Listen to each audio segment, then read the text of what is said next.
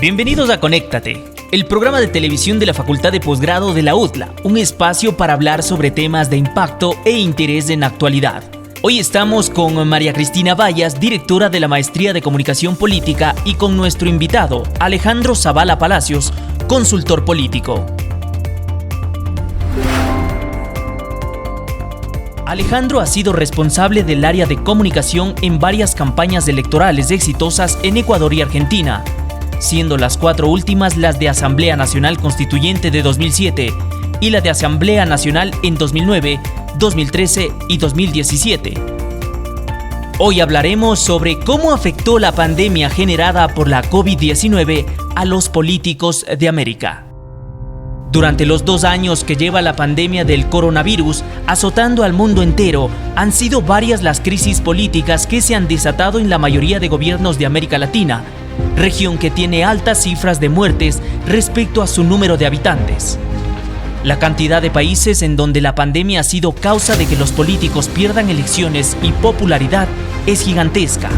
Además, la rama ideológica no ha importado al momento de perder reputación, pues han sufrido por igual gobiernos de todo el abanico del pensamiento, desde la extrema derecha hasta el socialismo del siglo XXI. La pandemia ha cambiado al mundo. ¿Cómo cree usted que ha afectado esto en términos políticos? Bueno, básicamente la pandemia ha cambiado absolutamente todos los paradigmas. Es increíble el cambio monumental que hemos sufrido en esto, y en la política muchísimo más. Porque si hay algo que es importante recalcar es que los políticos son los que han tenido que ejercer, la guía y la gestión de la pandemia, cosa que les ha hecho debilitarse terriblemente, básicamente por 3 factores. El primero, porque no entendieron su rol de liderazgo, cómo ejercer el liderazgo dentro de esta crisis tan grave. La mayoría de gobernantes se debilitaron y sucumbieron ante la pandemia. La segunda es porque no entendieron la nueva forma de relacionamiento que hay.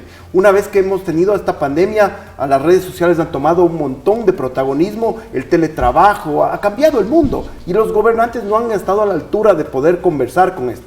Y la tercera, y tal vez la más seria, es que jamás entendieron lo que es tener una verdadera comunicación de riesgo y una comunicación pública. Lo que pasó es que la forma de entender la comunicación de riesgo fue tan mala, tan mal gestionada, tan mal manejada, que nadie confiaba en los gobiernos.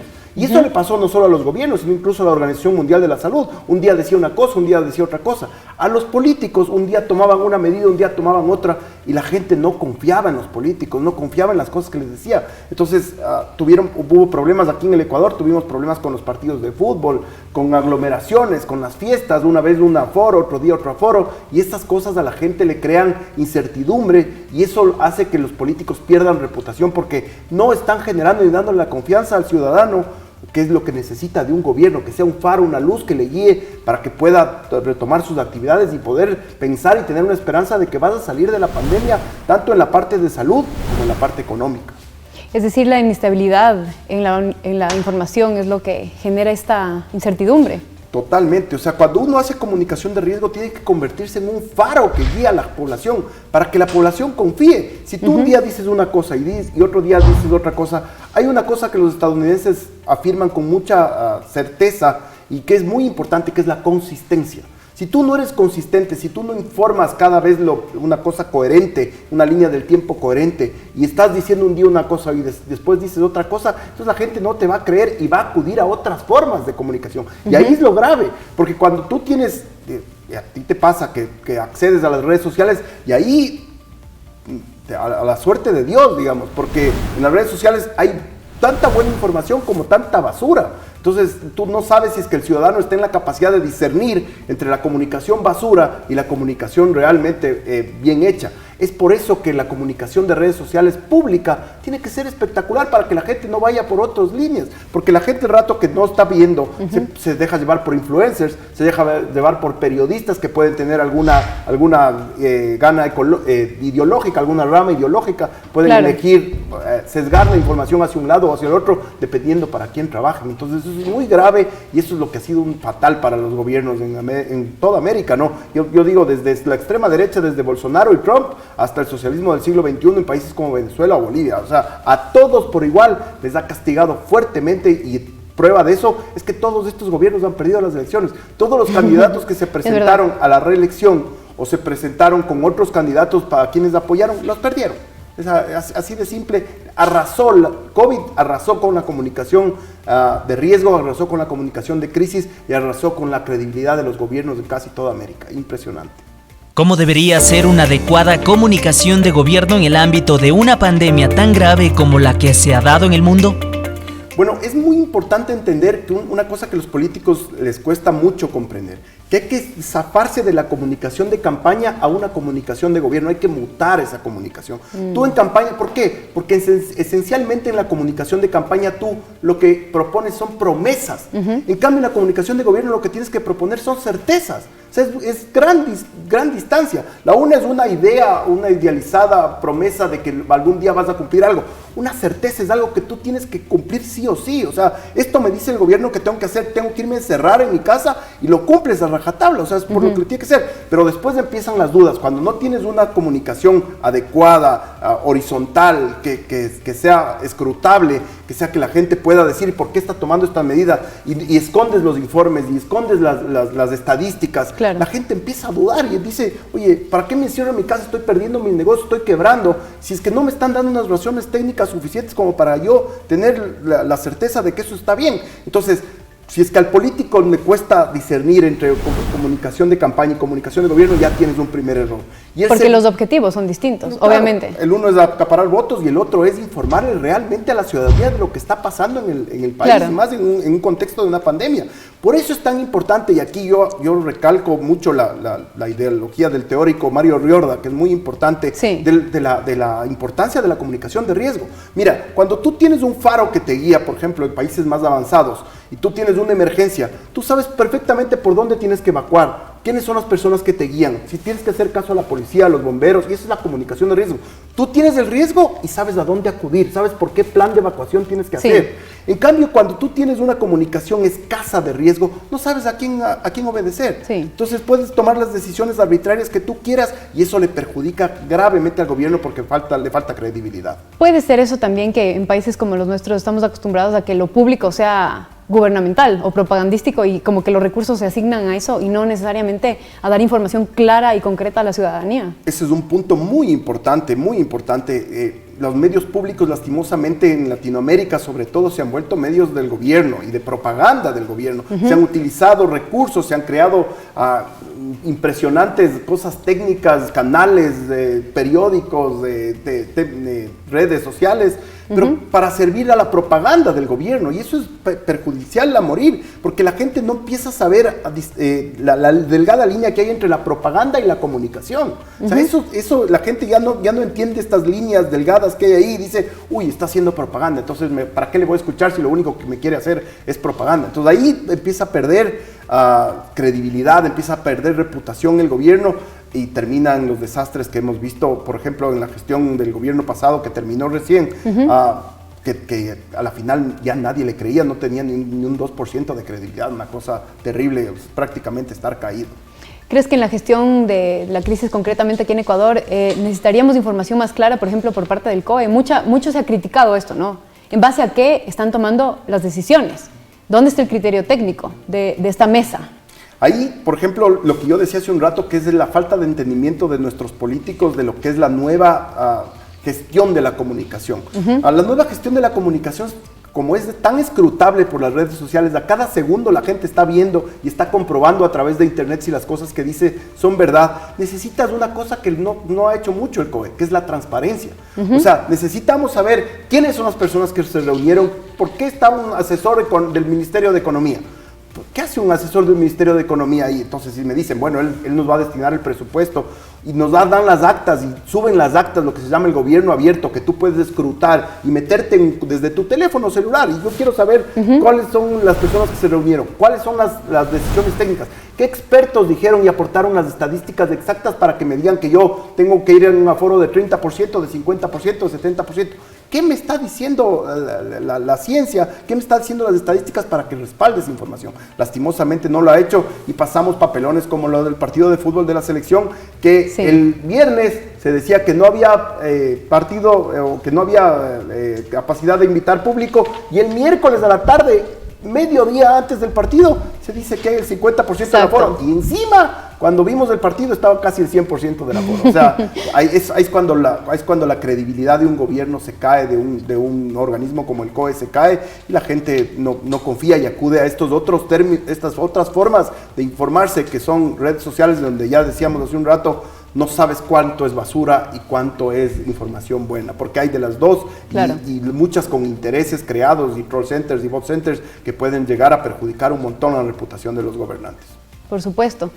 Pero hablando ya de la reacción de la gente, tú estás hablando de cómo reacciona, ¿no? En este caso se van a informar por otros medios. Sin embargo, yo tengo la sensación de que aquí somos muy polite, sí, nos adecuamos a lo que nos dicen, porque he visto que en otros países las reacciones han sido mucho peores que acá. Aquí puede haber una queja, pero no ha habido algo masivo, por ejemplo, ¿no? Bueno, yo fui parte de una investigación académica de una elección en Argentina hace unos años, donde se elegían Fernández contra Macri en Argentina, sí. Y se hizo una investigación académica de cómo influyen las redes sociales en la gestión política, en la campaña política. Y desde ahí yo comprobé una cosa que me dejó asustado.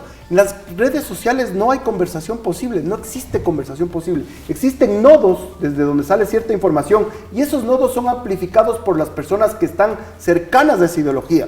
Digamos, Macri es el nodo, y todos los que están alrededor de Macri amplifican la información de Macri. Y Fernández es del otro nodo, y todos los que están alrededor. Pero nunca se cruza esa información. No hay conversación posible. Entonces la gente a las redes sociales va a reafirmar lo que ya piensa.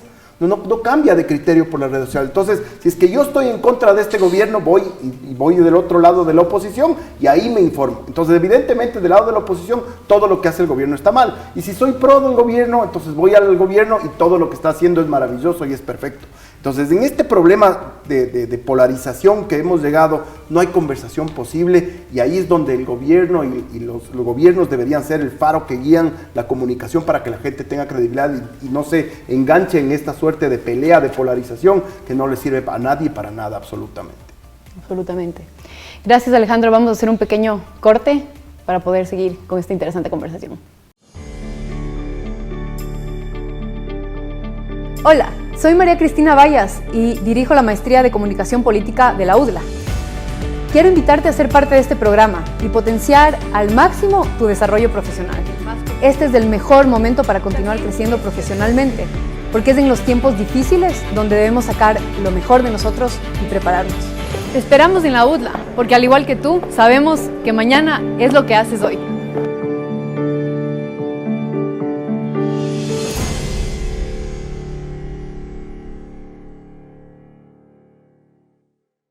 Bueno, Alejandro, antes me habías comentado sobre el tema de la comunicación de riesgo, que es tan importante, ¿no? Crítica.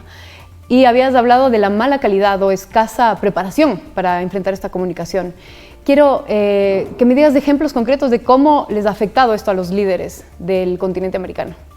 Bueno, por ejemplo, pongamos un caso específico en el tema de Jair Bolsonaro de Brasil. O sea, Bolsonaro nunca atinó a ver si era pro vacunas, antivacunas. Al principio lo mismo le pasó a Donald Trump en Estados Unidos. Sí. Y cuando se dieron cuenta que la comunicación de riesgo era muy importante y que la ciencia iba a estar cercana más bien a las vacunas, a que la gente se vacune, ya fue muy tarde, tuvieron millones de muertos. Y eso evidentemente a la gente, el momento de tomar una decisión para la elección, date cuenta cómo está Bolsonaro ahorita terriblemente atrás de las encuestas que Lula, que acaba de salir de la cárcel. O sea, es tan fuerte lo que ha arrasado con los políticos, la falta de entender la comunicación de riesgo, que han perdido las elecciones. Trump perdió las elecciones ahí cerquita justamente por el mal manejo de la pandemia. No supieron gestionar los recursos, porque una comunicación de riesgo se planifica. O sea, y además es una cultura que tú tienes que transmitir al pueblo. Tú, como yo te digo, en sociedades más avanzadas, tú cuando vas a un estadio o un concierto, sabes perfectamente las rutas de evacuación, sabes perfectamente que los policías les tienes que hacer caso, sabes perfectamente quiénes tienen que salir primero, quiénes segundo, por dónde son las rutas. O sea, todos estos casos de riesgo, la gente en otros países ya conoce y ya confía, porque dicen, si es que esto fue planificado, ellos tomaron la mejor decisión. O sea, el gobierno me cuida a mí, toma la mejor decisión para mí y por lo tanto yo obedezco. En este caso les agarró sin ninguna planificación, sin ninguna cultura de riesgo. riesgo, y lo que sucedió fue el desbarajuste y el desastre que se los arrasó con todo y se los llevó puesto a cada uno de los gobiernos que no supieron gestionar. Ya, pero los expertos en comunicación en crisis o de riesgo saben cómo hacer esto, pero la gente en general se podría preguntar, ¿cómo planificas una situación tan volátil, tan inesperada, tan imprevisible? ¿Cómo planificas sobre la marcha? O sea, ¿cómo puede haber plan en algo tan desestructurado, ¿no? Verás, es evidente que hay cosas que... Una crisis es casi 100% incertidumbre. Pero tú, por ejemplo, si es que tú eres el director de comunicación de una aerolínea, pongamos un ejemplo extremo, sí, sabes que algún día puede caerse un avión, ¿no es cierto? Sabes que algún día puede caerse un avión, sabes que algún día el piloto puede estar borracho, sabes que algún día dentro de la nave puede haber algún tipo que sea agresivo o pueden tratar de secuestrar el avión. Entonces, en este tipo de cosas, las aerolíneas con un comité de crisis ya tienen prácticamente diseñado cómo tienen que actuar cada una de las personas involucradas.